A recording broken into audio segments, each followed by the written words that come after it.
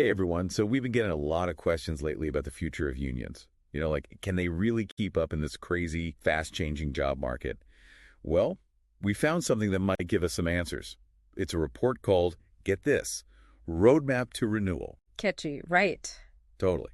But seriously, it's by this group, Unions21, and it's all about giving unions, well, a roadmap to not just survive, but actually thrive in this whole new world of work. Yeah, it's a pretty fascinating read, and it's super relevant, too. I mean, think about it. We're seeing more and more headlines about union actions, coffee shops, film sets, you name it. Oh, totally. Like, remember that coffee shop, the one with the, really good vibes? The baristas are all unionized? No way. Yeah.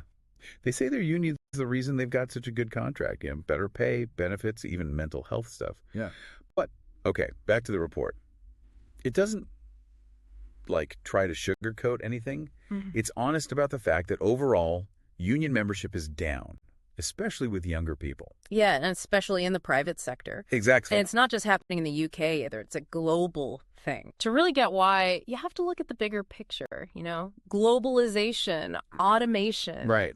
All those traditional industries kind of fading away. It's completely changed the landscape for jobs, and unions are scrambling to keep up. Which is important for everyone, even if you aren't in a union. 100%. Think about it. When unions have power, they can fight for better wages for everybody. Benefits, safer workplaces. Yeah. It's like those consumer groups, Even if you're not a member, everyone benefits from the work they do. It's like they're raising the bar for everyone.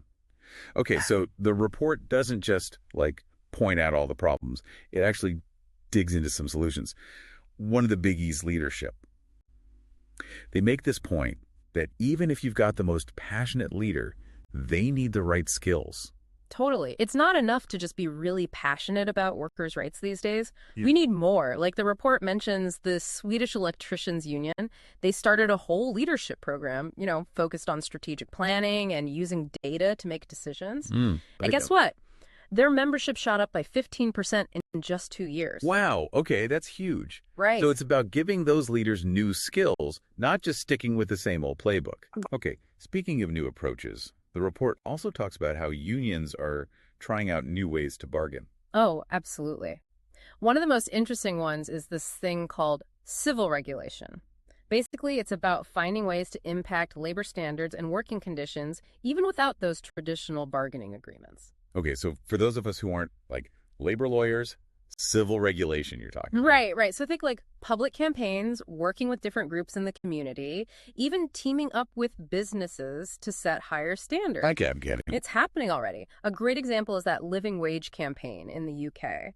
They put so much pressure on employers, and it actually worked. They're paying people a wage they can actually live on. That's awesome. So it's all about being creative, finding new ways to reach those goals when the usual ways are blocked. Yes. So we've got strong leadership. They've got new tools. What else is in this report? So another thing this Roadmap to Renewal report really digs into is the importance of those workplace representatives. Oh, yeah.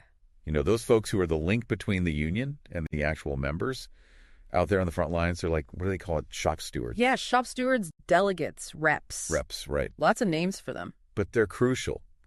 The report says that talking face-to-face, building that real trust with potential members. Huge. Way more effective than any fancy ad campaign or, trying to go viral on social media. It's about relationships. Yeah. Not just numbers. You can't automate that personal touch. Someone who gets what you're dealing with every day. It makes sense. People want someone has their back, Someone's actually listening.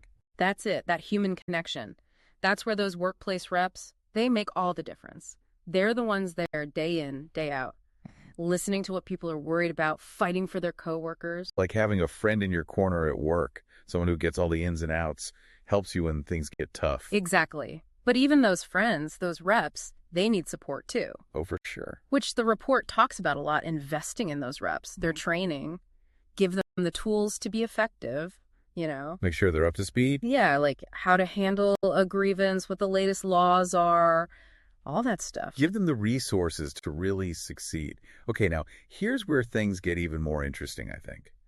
The report, it stresses how important it is for unions to work together. Collaboration, right? Not just within one union, but across different ones. Yeah. Oh, I love that idea. Because the working world now, it's so all over the place, right? Different industries, different kinds of jobs. It's fragmented. Totally. So if unions join forces, their impact is way bigger, right? Makes total sense. Two heads are better than one, as they say. And there's this great example in the report, I love this one, about these two smaller unions in the UK. Okay, yeah. NAPO and the AEP, I think it was. Yeah. Totally different sectors. Right. One was representing people who worked in probation, family courts, that kind of thing. The other one, energy workers. Interesting combo. Right. But they decided to team up, pool their resources, share what they knew. How'd it go? It was a hit. They were able to divide and conquer a bit, learn from each other's wins, ended up giving better support to all their members because they weren't trying to do everything solo. That's the dream. A win-win for everyone. Totally. And then they talk about this other group, Nautilus International. They represent maritime workers, like sailors. Okay, yeah, I know them. And what's cool about them is they're international. They're in multiple countries. Right, because in this globalized world, shipping, it doesn't stop at borders.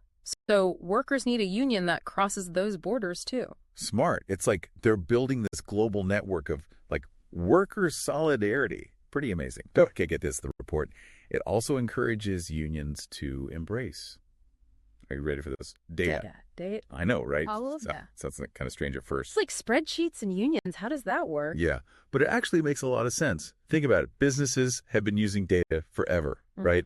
To understand their customers better, target their ads. Unions can do the same thing. Ooh, I'm starting to see it now. So instead of just going on gut feeling, they can use data to get a clearer picture of what's really going on? Exactly. See what members need, where they should focus their organizing efforts. Like that union mentioned in the report. They used data to find all these workplaces that were full of younger workers, and bam! They knew exactly where to target their efforts. Exactly. So data, it's like this hidden superpower unions can tap into. It's powerful, yeah, but it's not like you just sprinkle on data and everything's magically fixed. The report's clear about that. Right. Unions still need to do the work, invest in the tech, make sure people know how to use the data. It's a whole thing. It's about stepping into the 21st century, right? Bringing in those new tools. So, okay, we've covered a ton in this deep dive. Strong leadership, giving those workplace reps the support they need, working together, and now this whole data thing. Yeah. You know, I got to be honest, when we first decided to dig into this report, I was a bit worried. Oh, yeah.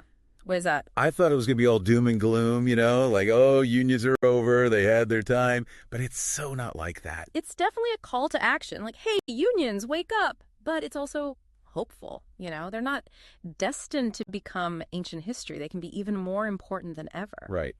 It's all about adapting, though. 100%. Evolving, taking advantage of new ways of doing things. That's how they stay relevant, how they make a real difference. Instead of just reacting to whatever's thrown at them, it's about shaping the future of work. Yes, exactly. That's what makes this whole conversation so important. We're not just talking about keeping things the same. It's about unions being a force for good, making things fairer for everyone. And that's what gets me fired up, this idea that unions, they could be leading the charge on stuff like, portable benefits for all those gig workers out there, or better safety rules for people working remotely. Right. Making sure everyone benefits from automation, not just a select few. Now you're talking. That's the dream, isn't it? Unions helping to build a future of work that works for everyone. 100%. And even though this report focuses on the UK, it definitely gives us a lot to think about over here too. It's clear that unions everywhere are facing these same kinds of challenges, but they're also finding some really innovative solutions. It's a global movement, for sure. And it feels like we're just at the beginning. If you're even a little bit interested in the future of work or just how organizations need to change with the times to survive, this report is well worth a read. Totally agree. This deep dive has been really eye-opening. It's clear that unions are getting creative, finding new ways to support workers. It's honestly a really exciting time to be part of this conversation. So yeah, go check out the report if you can. Stay curious, my friends. The future of work, it's being shaped right now, and we can all be a part of it.